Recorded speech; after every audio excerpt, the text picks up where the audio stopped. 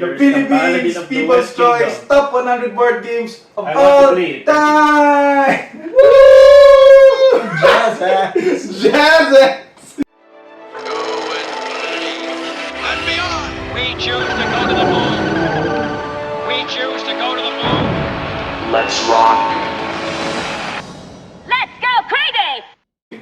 Hello and welcome to the Philippines People's Choice Top 100 Board Games of all time! Woo! Jazz hands! Let's go! And I'm with my nerd friends, and we're here to talk about the top 100 board games in the Philippines as voted by you, everybody in the forums. Maybe I'll talk about how we sort of got. Yes. So basically, over January, we asked a bunch of board gamers to vote their top 15 games, their favorite games. They made a list of 15, a minimum of 5 games, and a maximum of 15 games. And they gave that to a poll, to a survey that we did. And then for each of those games, we gave a score.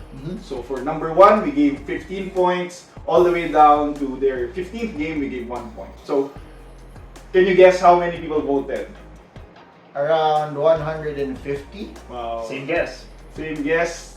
They already know the answer, they're faking it. It's 240 people who voted. But there were 110 people who voted the last time. Oh, yeah. So Wow, we have... we doubled We the doubled number. the number. Hi everyone, Editor Jake here, and I just realized while editing this video that we never actually post the list of top 100 games for everybody to see. Silly us. So what I'll do is I'll put a list of the games in the description below, or maybe I'll even put the link for you guys to see the list of top 100 games so you can follow along as we talk about the games. I hope that helps. Peace out. So maybe let me ask you, Ron, what you've taken a look at the list. What do you think about the list? Anything that you stand out to you? In general, no, I'm pretty happy with the mix of the games. Not really a specific game that stood out, but rather the mix of lighter games and heavier games. So, kasi this list also gives us a glimpse of how gaming is currently here in the Philippines. So maybe I'll segue to Will. Will, you probably have played some of these games. Yep. Some of them are probably new to you. But we've been talking about this list. Like, what do you think so far? Somebody who's like sort of, 1 year into the hobby. What do you think about the list? Actually, I was looking for gateway games. Gateway games, okay. Like, for example, Istanbul and For Sale. So, these two games are very easy to teach. In fact, you can just pick it up from maybe a toy store. Like, So as an intro, Ink and Gold and For Sale were the games that sort of was your gateway to the hobby, that's right. That's right. Mhm. So, I was kind of expecting them to be here, but apparently they're not. That's They're not good here. insight. That's good insight because this is the top 100 sort of that people like within the Philippines. But sometimes there's just so many games Correct. that you could have played start playing one game and then there's so many other games that people like. Guesses on what's number 1.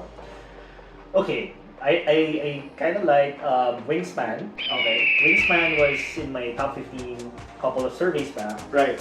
But because we haven't played it for a long time, it fell out of my top 15. Alright. Looking at the top 100 to at least up to 16, I don't see Wingspan here. So You I'm don't see guessing Wingspan yet? it would be probably in the top 15.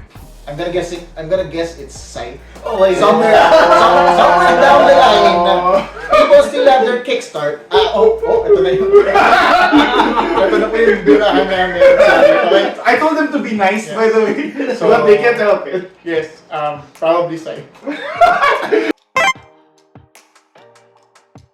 So maybe I'll ask you guys, just within 102 to 60, because there's a couple of ties, that's why we go down to Okay. 2. Like, pick 1 or 2 games that stand out to you, you're happy to see. I know we're one game that we all voted for. But why don't I ask you like to pick 2 games that you're like, talk about it, and you're happy that it's in the top 100, like you're among your people, among Filipinos. Okay, I'm fan of Gateway, so I see Carcassonne. So I remember playing the game. Yeah. You taught this to us. Correct, Right? I So, thought this game too. we played it. My wife was there. You taught it to us. And Yeah. I think everyone enjoys it. I'm happy it's here. Oh, Sushi Go. Sushi Go. One Another dimension like here. sort of. Ron, what do you see that catches your eye? Well, for me, the evergreens. Right. I think right. You think they fall out? Yeah. Okay. Like, for example, such as like Great Western Trail. Oh, yeah. That fell actually. That game. Yeah, but it's still there. It's still hanging here. on. So I'm happy it's still here on the list, although it's down to 91. Yeah, it fell like 80 spots. Yeah. It was in the Wow. top 20 before or something Exactly. like that. So I'm surprised na. So what do you think about that? Why do you think it fell? Maybe because during the pandemic, people had less access to heavier games.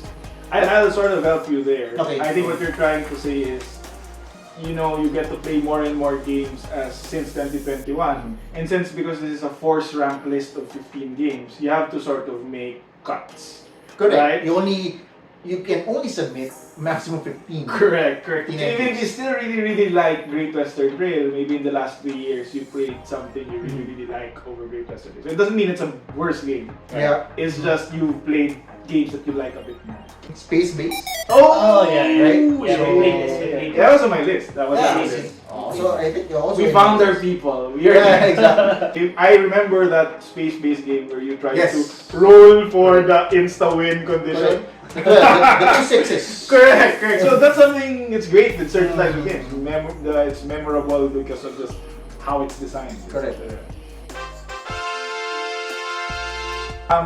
And then I want to cap this off with what we probably wanted to talk about as a game.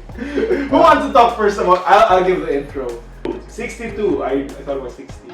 Is Magic. The Gathering. The granddaddy of collectible card games. Of course. Magic the Gathering is like a big history here in the Philippines. Like we all grew up on it, and we all saw it sort of become the big game that it is. And I get this question often, like, isn't Magic very big? Why doesn't like Board Game Geek have it very high? Why isn't it very high on the Filipino list? I think my insight, and I want to hear your insight, is it's a great game, but there's just so many great games out there now that you won't necessarily put Magic the Gathering in your top 15. But it was our number 1, by the way. We like Magic the Gathering.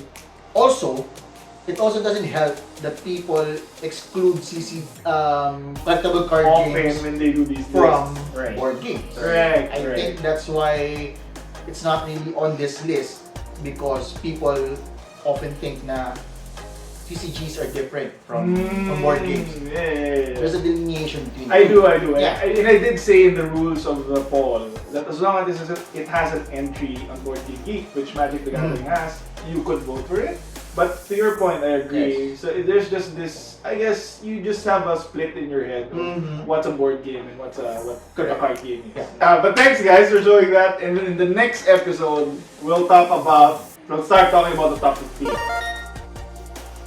Give I leave it to you. One word, two-word clue to our audience on what game number 15 is. Who has a clue? Guys, it's not deck building. The game stops after you finish.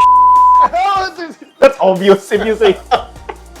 I just bleep that out. Bleep. Oh no! Clue. I think my clue for game number 15 is it's not 8. It's not 8. Awful clue. Awful clue. It's not 8. Okay, then I have a clue. Oh, see, I've given my awful clue. Yes, exactly. I think my clue is like, okay, it's not 8. Okay. Side A, side B. Wow. Like can I say that? Like underwear. Cancelled. And see you in next time. Don't forget to like and subscribe. Gagawin ba natin yun? Oh my God! Kasi wala nag-like ko ng video eh. Kasi kaya naman, like kayo please. Okay, see you next time.